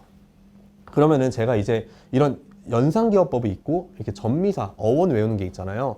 또 여기에 특화되어 있는 유명한 단어책들이 있어요. 그래서 능률에서 나오는 것들은 보통 어원하고 전미사를 많이 알려주면서 아이들 외우는 걸 도와줘요. 저는 개인적으로 어원하고 전미사 파예요. 저는 연상기어법은 좀 저한테는 안 맞더라고요. 그리고 경선식, 그 연상기어법하고 어원 조금 같이 나오는 책이 있어요. 아이들도 같이 이제 뭐 서점 가서 책 고르는 것부터 같이 해주시는 게 좋아요. 그래서 단어 보면서 너 여기서 아는 단어 얼마큼 나와 있어? 그리고 너 이런 식으로 외우는 게 재밌을 것 같아. 저런 식으로 외우는 게 재밌을 것 같아. 아이들이랑 얘기하면서 단어책도 같이 고르시는 거 추천드릴게요. 네, 문법. 아까도 계속 말씀드리지만 영어를 보는 눈이고 영어 학습의 의사소통 수단이고 너무너무 중요합니다. 그래서 공부법도 어떻게 보면 사실 제일 길게 강의하라고 하면 제일 길게 강의할 수 있어요. 그만큼 중요하기 때문에 문법 기본 이론, 일단은 이 문법들이 어떤 것들인지 어떤 규칙들이 있는지 당연히 공부를 해야죠. 그리고 끝나는 게 아니라 응용. 옛날에는 문제만 풀면 됐습니다. 지금은 문제 풀고 이제 본인이 그 문법 써서 문장 만들어 볼 수 있는 수준까지 가야 돼요. 그리고 문법 챕터별로 정리하면서 넓히기. 문법이 저희가 배우는 게 어떠한 A 용법이 있으면 뒤에 가면 그 A 용법이랑 똑같은데 예외적인 B 용법이 나오고 또 디귿 용법이 나와요. 그렇기 때문에 아이들이 이거를 두서없이 계속 하다가는 영어는 진짜 그냥 예외만 있는 학문 같아 라는 느낌을 받아서 규칙을 못 찾게 돼요. 그래서 문법 같은 경우는 되도록이면은 자기가 모르는 거 하나씩 체크해 가면서 중점별로 공부하는 게 더 좋고요. 문장 써보는 거 방금 제가 말씀드린 거랑 동일합니다. 그리고 끊어읽기. 왜 문법에 끊어읽기가 있느냐? 지문으로 나온 문장들 너무나 좋은 교본인 거예요, 사실은. 문법적으로 틀리면 수십만 명이 일어날 만한 문제들이잖아요. 그래서 지문으로 나오는 문제들은 사실 문법적으로 어느 정도 어려운 문법적으로 검증이 받은 지문들이기 때문에 아이들 그거 끊어보는 것만으로도 문법에 사실 공부가 돼요. 아, 여기서 끊으면 안 됐었는데 여기서 끊으니까 내가 얘를 여기로 수식해서 잘못 해석했구나. 이런 식으로 되거든요. 동일하게 6번이랑 4번이랑 비슷하고 수식 표시하기. 본인이 배운 거 표시하면서 계속 분석하는 거죠. 어색함을 느끼며 찾아볼 것. 문법이 좀 된 친구들은 어색함을 느끼기 시작합니다. 그리고 주어 동사 찾기. 너무 뻔하지만 너무 중요해서 한 번 더 넣었어요. 네, 영어 듣기. 전 제일 쉽다고 생각합니다. 딕테이션입니다. 딕테이션만한 게 없어요. 이거는 모든 선생님들이 다 동의하세요. 뭐 이제 시험에 따라서 이거는 좀 시간 배분 이렇게 해서 이런 전략들은 있는데 영어 듣기 실력은 제일 심플해요. 딕테이션. 돌리고 돌리셔야 됩니다. 모르는 단어 들리는 대로 써보고 그리고 옳은 문장 많이 듣고 근데 이제 듣는 것도 막 영어 노래 가사들 이런 것보다는 진짜 글들 발표문들 이런 것들 많이 들어야 돼요, 아이들. 그래서 써보면 되고 요즘 다행히 뭐 이제 유튜브나 그런 데로 스크립트 제공도 해주고 자막히면 거의 90% 맞더라고요. 그래서 그거 보면서 본인이 놓친 것도 체킹해보고 노트 테이킹 이거 같은 경우는 이제 시험 준비하는 친구들한테는 조금 더 국한되는 얘기인데 수능 듣기 필요 없어요, 노트 테이킹. 근데 시험 보는 친구들은 내가 들으면서 키워드 따로 적는 거 손하고 귀 따로 놓는 거예요, 연습하셔야 돼요. 네, 그리고 이제 말하기 수업 뭐 구조화해서 말하는 거 이제 당연히 중요하죠. 근데 학생들이 대부분 겪는 말하기는 사실 본인이 쓴 스크립트를 읽는 거기 때문에 글을 잘 쓰면 되는 거고 글을 잘 쓰려면 당연히 다시 또 단어 문법이 돼야 하죠. 네, 주제에 대해서 정리글 영상 보고 본인이 주장해 보는 거 아까랑 말랑 사실 많이 비슷해요. 토링 스크립트, 딕테이션 같은 것도 많이 해보고 천천히 말하는 거 빨리 말하면은 유창하게는 보일 수 있어요. 근데 허점이 많아져요. 그래서 아이들 이왕 하는 거 천천히 악센트 넣으면서 그리고 키워드 토킹 이거는 요즘 이제 토론이나 이런 수업들에서 많이 쓰는 건데 아이들한테 주요 단어 몇 개만 던져주고 이것들로 서로 이제 사용하면서 이 주제에 대해서 이제 얘기를 해봐라고 해요. 그러니까 본인이 익숙하지 않은 표현들 그런 것들도 많이 해봐야 되는 경험이 생기거든요. 네, 쓰기. 저는 제일 중요한 것 중에 하나죠. 그래서 좋은 글 많이 읽어야죠. 그리고 에세이, 원서, 영어책 많이 읽게 해주세요. 그리고 아는 단어로 완벽하게 쓰기. 어정쩡하게 모르는 어려운 단어들 써가면서 문장 이상해지는 것보단 사실은 본인이 아는 단어로 완벽하게 쓰는 게 훨씬 좋고 언어도 죄송합니다. 영어도 언어입니다. 그래서 화려해 보이는 것보다는 정확한 게 언제나 더 좋다는 거 아이들한테 알려주시면 되고, 그래서 keep it short and simple 이라고 합니다. 수준 높은 글쓰기는 아주 좋은 단어를 적절하게 사용할 때 나오는 거지, 좋은 단어를 쓴다고 수준 높아지는 건 아니거든요. 주어 동사 이런 문법적인 거 꼭 잘 챙겨주시고, 좋은 글의 표현 기술들은 베껴오기. 네. 구조에서 말하기 쓰기, 여기도 구조와 당연히 동일하게 적용됩니다. 네. 그래서 오늘 제가 준비한 이제 학부모님들 아이들이 영어 상위권이 되기 위해서 이제 노력해 주셔야 되는 부분들 네, 말씀드렸습니다. 네. 도움이 되었으면 좋겠습니다. 네, 감사합니다.